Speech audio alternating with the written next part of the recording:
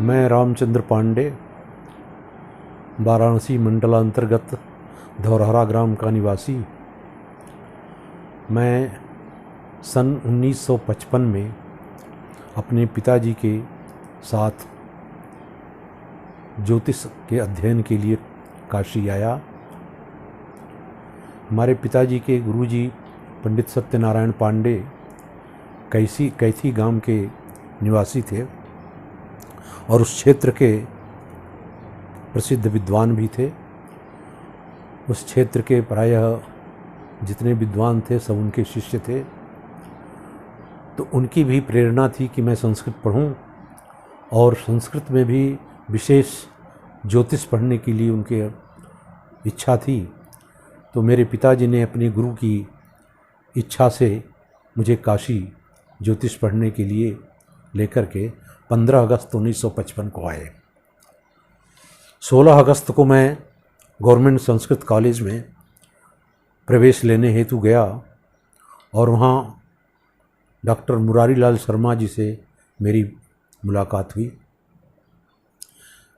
मेरे पिताजी से उन्होंने कहा कि पंडित जी आप इस बच्चे को छोड़ जाइए और यहाँ इसकी सब व्यवस्था हो जाएगी, आप निश्चिंत होकर चले जाइए।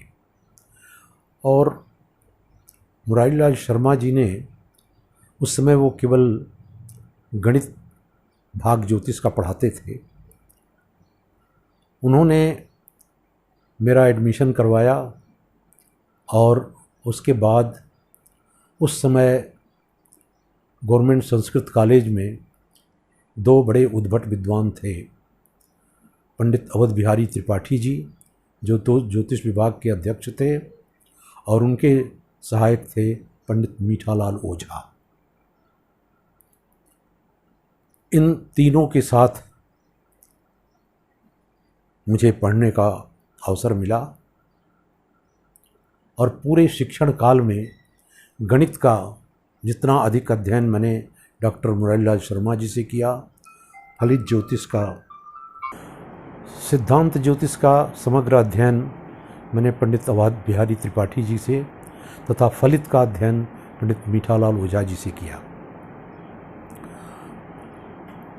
उस काल में कुछ समय बाद पंडित श्रीचंद पांडे भी वहाँ पर नियुक्त हुए। उनसे भी मैंने आधुनिक गणित का कुछ भाग जैसे चलन कलन और त्रिकोणमिति इत्यादि मैंने उनसे भी पढ़ा। कमलाकांत शुक्ल जी आए तो उनके साथ भी कुछ समय तक हम लोगों ने, यद्यपि हमारा उनके पास कोई क्लास नहीं था, लेकिन उनके साथ भी बैठ कर के हम लोग शास्त्र चर्चा करते रहते थे। उस काल में डॉक्टर मुरारी लाल शर्मा जी के सहयोग से हम लोगों ने एक शैक्षणिक यात्रा प्रारंभ की, जो वेधशालाओं में जा करके हम लोगों ने ज्योतिष संबंधी यंत्रों का अध्ययन किया। उस प्रसंग में जो प्राचीन वेधशालाएं थीं उनमें जयपुर, उज्जैन की वेधशालाओं का हम लोगों ने अवलोकन किया, दिल्ली का किया।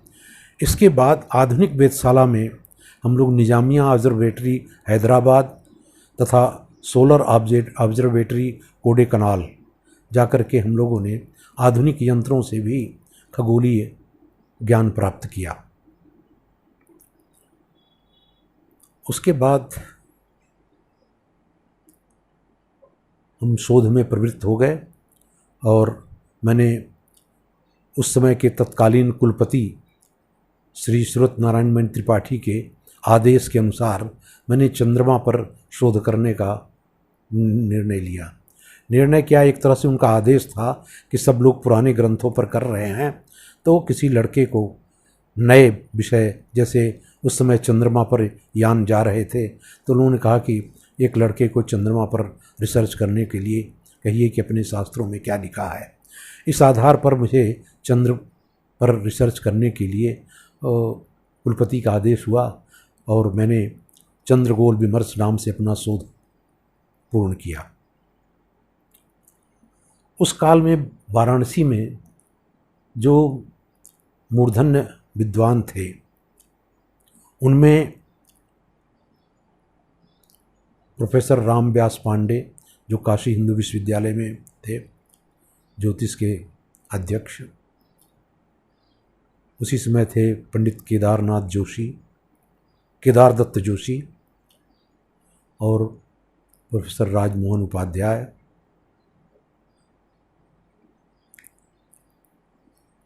पाठशालाओं में प्रसिद्ध विद्वान थे पंडित सीताराम झा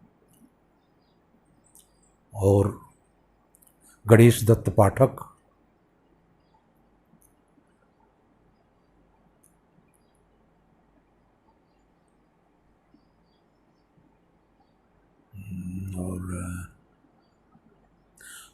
और एक गणपत देव शास्त्री जो बापूदेव शास्त्री के पुत्र थे।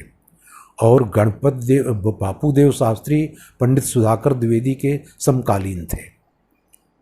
तो उनके बाद प्रसिद्ध विद्वानों में बापूदेव शास्त्री का नाम आता है, जिन्होंने कुछ दिन तक संस्कृत, जो आज संपूर्णानंद संस्कृत विश्वविद्यालय है, उस समय गवर्नमेंट संस्कृत कॉलेज था, उसमें ज्योतिष विभाग में उन्होंने कार्य किया और दृक् पंचांग का प्रवर्तन शुरू किया उन्होंने।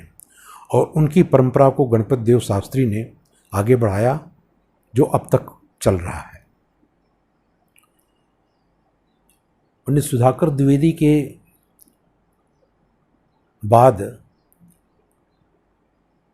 जहाँ तक मुझे स्मरण है, बापूदेव शास्त्री तो उनके समकालीन थे। अनूप मिश्र ज्योतिष विभाग में यहाँ पर आए। काशी इंदर नहीं, वो संपूर्ण गवर्नमेंट कॉलेज में आए। और इधर काशी हिंदू विश्वविद्यालय में तो जो परंपरा थी, पंडित रामजत्न ओझा, उसके बाद बिंदेश्वरी प्रसाद द्विवेदी,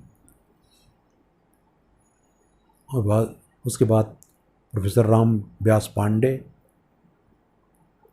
और राजमोहन उपाध्याय, फिर उसके बाद राम जन्म मिश्र, और उसके बाद मैं वहाँ का अध्यक्ष हुआ। मेरे बाद श्रीनिवास तिवारी, और उसके बाद चंद्रमा पांडे। उसके बाद की आपको परंपरा याद है, सब आप लिख लेंगे। काशी में जब जिन विद्वानों की चर्चा उस समय होती थी, उस समय एक चंद्रशेखर झा ज्योतिष सिद्धांत के बड़े उद्भट विद्वान माने जाते थे।